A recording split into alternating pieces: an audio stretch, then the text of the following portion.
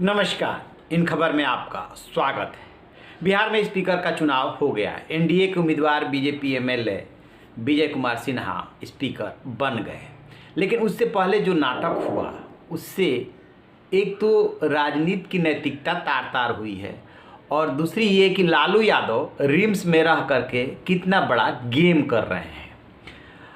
जो पिछली रिजिम में डिप्टी सीएम थे सुशील कुमार मोदी, उन्होंने जैसा कि ट्वीट करके दावा किया कि बीजेपी एमएलए लल्लन पासवान से जो बातचीत हुई थी लालू यादव की, वो तो जस्ट बाई चांस की बात थी कि उस समय लल्लन पासवान जो है सुशील मोदी के ही घर पे थे और जब उनसे नंबर ले करके और उन्होंने अपनी लैंडलाइन से उस नंबर पे, उस मोबाइल नंबर पे डायल किया, वो मोबाइल नंबर भी उन्होंने बताया है, वो आप देखेंगे।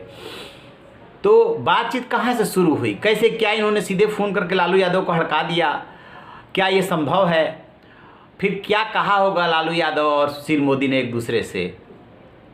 तो द प्रिंट है, डिजिटल मीडिया है, उसने दावा किया है सुशील मोदी के एक नज़दीकी से बातचीत करके कि जब इन्होंने सुशील मोदी ने अपने घर के लैंडलाइन से फ़ोन मिलाया तो लालू यादव ने सीधे अपना मोबाइल फ़ोन उठाया।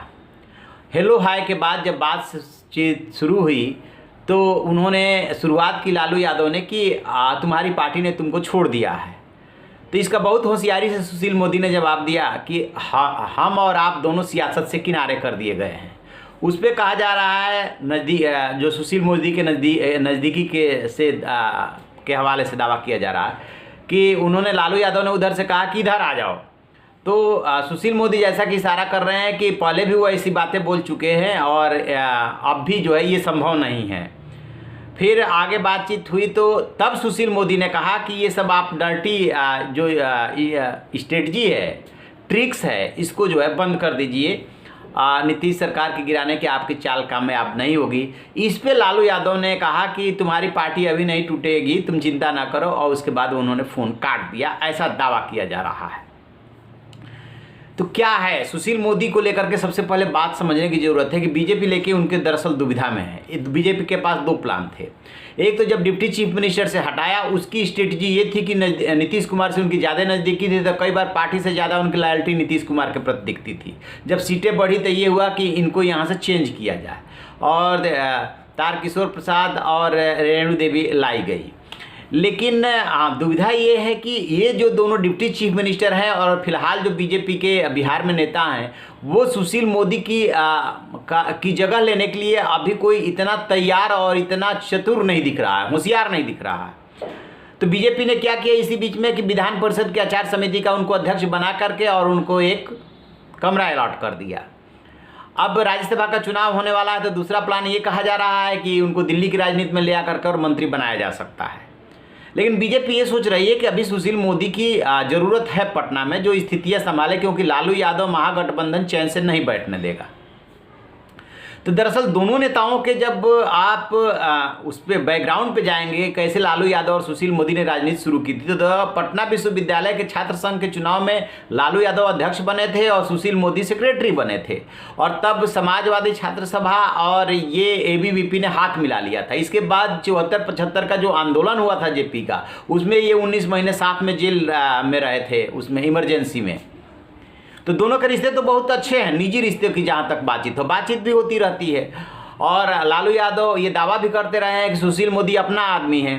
लेकिन चूंकि सुशील मोदी की शुरुआत हुई है संघ से, एबीवीपी से, तो उनमें अंदर तक संघ घुसा हुआ है, इसलिए पार्टी वार्टी बदलने की वो सोच नहीं सकते और बीजेपी उनको ऐसा करने भी नहीं देगी। सुशील मोदी का यदि आप देखेंगे जो कह सकते हैं कि उनका नकारात्मक पक्ष है वो यही कि नीतीश कुमार के प्रति ज़्यादा लॉयल दिख रहे थे और पार्टी को जिस तरीके से बिहार में उठना चाहिए था उस तरीके से उठ नहीं पा रही थी। लेकिन इसके पीछे उनका कोई बैड इंटेंशन था, ये तो नहीं बीजेपी मान सकती।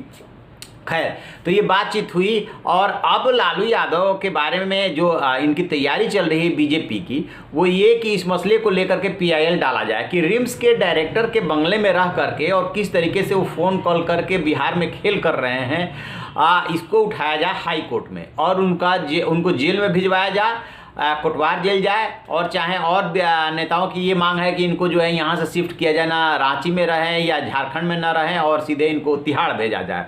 दरअसल एक बात तो तय है कि महागठबंधन इनको इतनी आसानी से सरकार नहीं चलाने देगा। नेक टू नेक फाइट, सीटों में अंतर बहुत कम, और महागठबंधन का ये मानना है कि ये जो है बेईमानी से चुनाव जीता गया है, लिहाजा जल्दी से जल्दी उसे सत्ता मिलनी चाहिए। तो बेशक थोड़ा टाइम लगे, लेकिन नीतीश के लिए और बीजेपी के लिए, दोनों के लिए इस बार बहुत बड़ी चुनौती है।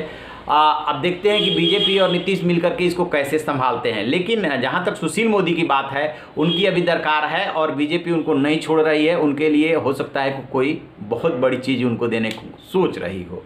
तो ये रही लालू यादव और सुशील मोदी की बातचीत, जैसा कि प्रिंट ने दावा किया।